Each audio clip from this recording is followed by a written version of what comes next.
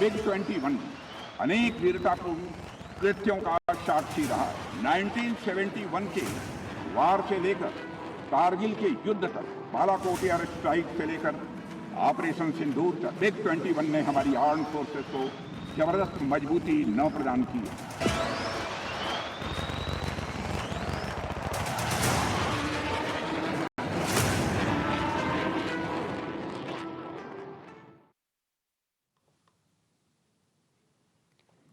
Thank you very much for joining us here this evening. You're watching News Now with me, Nivedna Prabhu, and clearly it's the end of an era.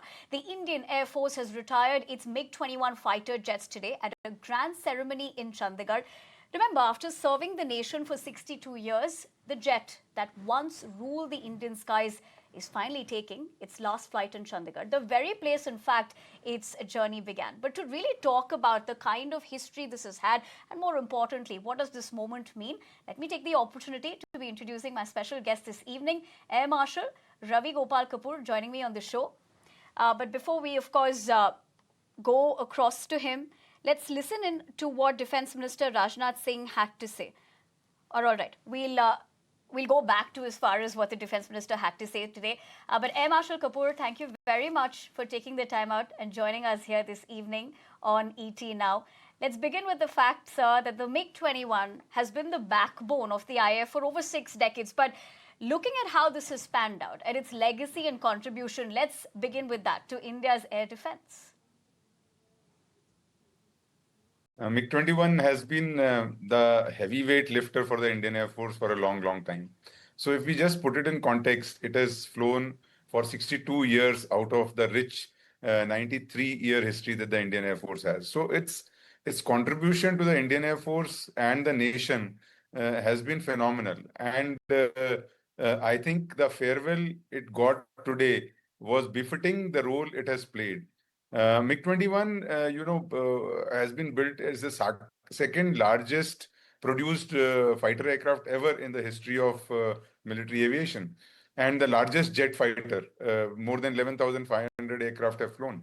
So its contribution, as far as India is concerned, from 1971 war to when Kargil, then even shooting down of Atlantic, which not many people talk about. Over run of Kutch immediately after Kargil in August 1999, and then Balakot when Abhinandan shot down a F-16. I mean, the glorious past it has and the contribution it has had to the Indian Air Force in general, and the ecosystem, the military, industrial, economic ecosystem that it has helped in founding are the largest contribution to the nation. If HAL today is manufacturing aircraft like Su-30s or LCA, it is on the foundation that was laid down by the licensed production of MiG-21. And so I think with more than 1.5 million hours and at a time almost 20 squadrons of MiG-21, it has done the heavy lifting. It has formed what Air Force is today.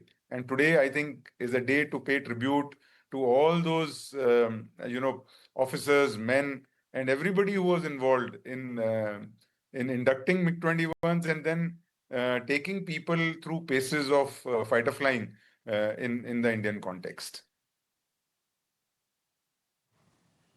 Right, Air Marshal Kapoor. In fact, there's a lot more to be decoding as far as what this moment also means. I'm going to come back to you as far as that is concerned. But like we were putting that into perspective for our viewers as well, Defence Minister Rajnath Singh also did speak on the occasion, going on to call the MiG-21 the national pride. But what exactly did he say? Let's listen in, and then I'll take that conversation back to Air Marshal Kapoor. इतने लंबे समय तक MiG-21 अनेक वीरतापूर्ण कृत्यों का साक्षी रहा है। इसका योगदान किसी एक घटना तक या केवल एक युद्ध तक सीमित नहीं रहा है। 1971 के वार से लेकर कारगिल के युद्ध तक या फिर बालाकोट एयर स्ट्राइक से लेकर ऑपरेशन सिंदूर तक ऐसा कोई क्षण नहीं रहा जब MiG-21 ने हमारी आर्म फोर्सेस को जबरदस्त मजबूती न प्रदान की हो।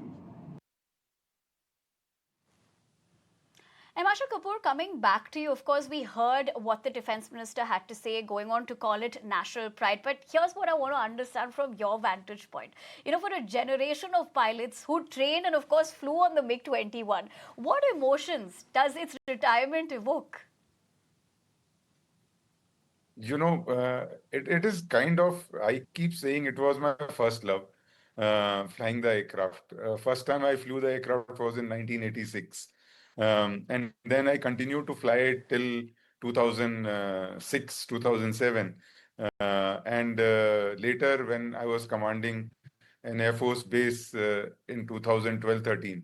So my attachment to this aircraft is phenomenal. And I think every pilot who's ever touched this aircraft, flown this aircraft, serviced this aircraft, an engineer who's contributed, feels so attached, so nostalgic, because this aircraft was way ahead of its time when it was manufactured. And the way it has done heavy lifting for the Indian Air Force when there were many constraints that the Air Force was going through in all these conflicts and operations speaks volumes of its capability. So anybody who's flown this aircraft is deeply attached to the kind of capability it had, to the kind of skills that it motivated you to develop, to fly it beautifully. If you mastered this aircraft, it would be the best flying machine ever. So, with the kind of technology it had at its time, it it actually motivated and forced a pilot to develop the flying skills. And without flying skills, you can't master this aircraft. And the knowledge, the skills, those have been developed on this aircraft have helped the new generation of fighter pilots and engineers to master the newer technologies. So it has been the foundation of Indian Air Force. And so when the RM says it's iconic, it's contributed to the Indian, it's there in the Indian psyche. And there are thousands of pilots who have done this. I think 5 generation of fighter pilots in Indian Air Force have flown, trained, and mastered this machine. Absolutely. In fact, that's what we're looking at in terms of this journey. But Marshal Kapoor, let me ask you this. Given the aspect that, what made this aircraft such a dependable platform for so long? This is despite being that old particular design. Would you want to shed some light on that? See, it is very simple, very robust. It could take a lot of beating. The only time it would not be forgiving was when you were at lower speeds and you could not handle the aircraft. That is the only thing it was. And the other challenge for a young pilot was its high landing speed, which created a little bit of challenge. But the kind of beating this aircraft could take, the kind of hits it could take, and yet continue to operate. The simplicity it had, which allowed it to produce high serviceabilities, high aircraft rate, high sortie generation. No other aircraft, I think, in Indian history has been able to achieve it. And so that is what caused this MiG-21 to be the most reliable fighter for the Indian Air Force. And in all three, the Indian Air Force actually is the only Air Force in the world which has flown it from terrain of Rann of Kutch to the beaches at Nalia or Bhuj, Jamnagar, or in the east to the tropical forest of northeast or the mighty Himalayas. No other country has ever flown this aircraft in such challenging terrain and in variety of roles that Indian Air Force has flown. No other Air Force. I am reminded of not the aircraft versatility, but the way we innovated in this aircraft. In Kargil War, a young flight lieutenant, we were short on intelligence. And so a young flight lieutenant, he used a video camera which was gifted to him by his relative in US and filmed the entire stretch of the Himalayas opposite the line of control. And it provided us great intelligence. So it is the ingenuity, the innovativeness of our engineers, of our pilots, of our technicians, which created a huge sense of reliability in this aircraft. And that is why it has flown for such a long time.